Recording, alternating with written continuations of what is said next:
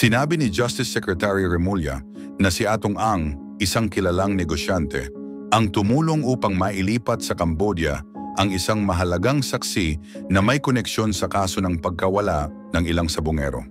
Ang saksi na ito ay kinilalang si Joaquim Patidongan, kapatid ng isa sa mga pangunahing tauhan sa investigasyon, at sinasabing may hawak na mahalagang impormasyon na makatutulong upang linawin ang ilang serye ng insidente. Ayon sa mga opisyal, ang kanyang salaysay ay isang mahalagang bahagi sa pagpapatuloy ng investigasyon. Sa mga oras na lumalalim ang pagbusisi ng mga autoridad, natukoy na si Joaquim ay isa sa mga pinaniniwalaang nakasaksi sa mga pangyayaring kinasasangkutan ng ilang individual na hindi na muling nakita. Dahil dito, agad na isinagawa ang mga aksyon upang mailipat siya sa ibang bansa upang mapangalagaan ang kanyang kaligtasan. Ayon kay Remulla, ito ay isinagawa ng may matinding pag-iingat at ginamitan pa umano ng dokumentong hindi tunay upang hindi makatawag pansin. Pinilit siyang umalis at binigyan ng peking passport upang makalabas ng bansa, ayon kay Remulla. Dagdag niya, mahalagang mailayo si Joaquim mula sa anumang posibleng presyur o banta upang masiguro ang pagiging tapat at buo ng kanyang salaysay. Aniya, ang ganitong aksyon ay hindi para sa pansariling interes, kundi bahagi ng mas malawak na layunin upang makamit ang katarungan sa kaso ng mga nawawalang sabungero. Anyway, mga kapupong, agad na naglabas ng pahayag ang kampo ni Atong Ang. Mariing itinanggi ang anumang kinalaman sa isinasampang usapin. Ayon sa kanilang pahayag, wala umanong partisipasyon si Atong Ang sa mga insidente at hindi siya sangkot sa mga aksyon na isinagawa upang mailipat si Joaquim. Idiniin din nila na wala siyang kinalaman sa pagkawala ng mga taong iniimbestigahan. Pero mga kapupong, sinabi ni Remulla na si Joaquim ay may direktang kaalaman sa ilang pangyayaring kinasasangkutan ng di bababa sa 10 individual. Ang kanyang salaysay umano ang nagsilbing nawawalang piraso sa kabuuang larawan ng mga kaso. Sa mga oras na pinalalawak ang saklaw ng investigasyon, sinabi ng Department of Justice na kanila nang mino-monitor ang mga galaw ng ilang personalidad na may kaugnayan sa industriya ng sabong. Layunin nilang masiguro ang kaligtasan ng mga posibleng saksi at ang kanilang kooperasyon sa isinasagawang proseso. Mariin ding binigyang diin ng DOJ na ang anumang pagtatangkang makaapekto sa mga testigo o manipulahin ang investigasyon ay itinuturing nilang seryosong usapin. Ayon sa kanila, dapat manatiling bukas at tapat ang proseso upang mapanatili ang tiwala ng publiko.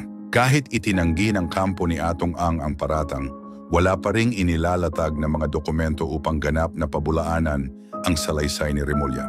Inanunsyo rin ng mga opisyal na patuloy silang magsasagawa ng mga panayam at pag-aanalisa sa mga dokumento na may kinalaman sa naging aksyon ng paglilipat.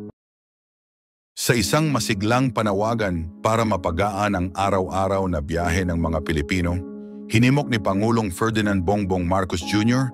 ang mas mabilis na pag-usad ng Metro Manila Subway Project. Sa kanyang pagbisita sa isa sa mga istasyon sa ilalim ng lungsod, sinabi niyang target nilang maipagamit na sa publiko ang bahagi ng linya mula Valenzuela bago matapos ang kanyang termino sa taong 2028. Inatasan niya ang mga opisyal na gamitin ng husto ang natitirang panahon upang maibigay sa mga Filipino ang mas mabilis at maayos na uri ng transportasyon. Ang proyektong ito ay itinuturing na isa sa mga pinakamalaking rail developments sa bansa. May habang higit sa 33 kilometro at may 17 istasyon mula Valenzuela hanggang sa paliparan sa Pasay. Inaasahang makapaglilingkod ito sa mahigit kalahating milyong pasahero araw-araw. Ayon sa mga eksperto, maaaring bumaba ng kalahati ang travel time. Halimbawa, ang dating 70 minutong biyahe mula Valenzuela hanggang Camp Aguinaldo ay magiging 45 minuto na lamang. Sa mga oras na isinulong ni Marcos Jr. ang bilis ng proyekto, may ilang puna mula sa publiko kung bakit tila inangkin umano nito ang proyekto. Kahit na nagsimula ito sa ilalim ng administrasyon ni dating Pangulong Rodrigo Duterte. Sa ilalim ng Build, Build, Build program ni Duterte, unang inilunsad ang subway project bilang bahagi ng malawakang aksyon para sa infrastruktura. Gayunpaman, sinabi ni Marcos na hindi na dapat pagtalunan kung sino ang nag-umpisa at mas mahalaga raw na ito ay matapos at mapakinabangan ng taumbayan. Sa panig ng Department of Transportation, agad na tumugon si Secretary Vince Dizon sa direktiba ni Marcos.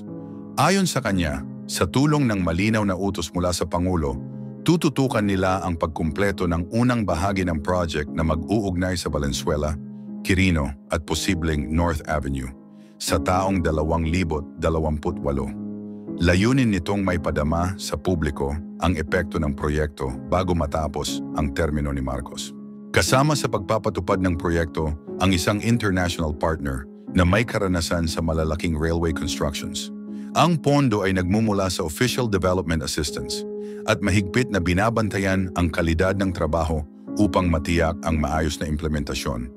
Itinuturing ito bilang isa sa mga pangunahing aksyon ng administrasyon para sa modernisasyon ng transportasyon sa bansa. Para sa mga nakararanas araw-araw ng matinding traffic sa Kalakhang, Maynila, ang posibilidad ng subway ay isang sinag ng pag-asa. Sa pagsisikap na simulan ang partial operations sa loob ng 3 taon, hangad ng pamahalaan na patunayan sa publiko na may konkretong pagbabago. Nais nilang mapalitan ang mabagal na biyahe ng mabilis, komportable at makabagong sistema ng transportasyon sa ilalim ng lupa. Sa kabila nito, may mga hamon pa rin, kasama na rito ang pagkuha ng lupa at iba pang technical na issue na naging dahilan kung bakit ilang ulit nang nabago ang target completion ng proyekto. Mula sa dating taning na 2020 hanggang 2029, ngayon ay umaasa ang Administrasyong Marcos na maipapagana na ang bahagi ng subway sa taong 2028.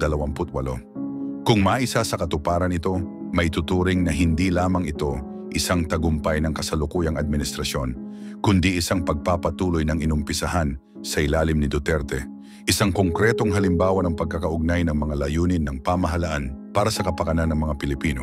Well, kumbagay, matatapos ito sa pagtutulungan ng Duterte-Marcos admin, which is kung isasantabi natin ang politika sa mga proyekto sa Pilipinas, ay paniguradong pati kayo ay mag-a-agree na mas maraming mga proyekto ang magagawa kung mangyayari ito.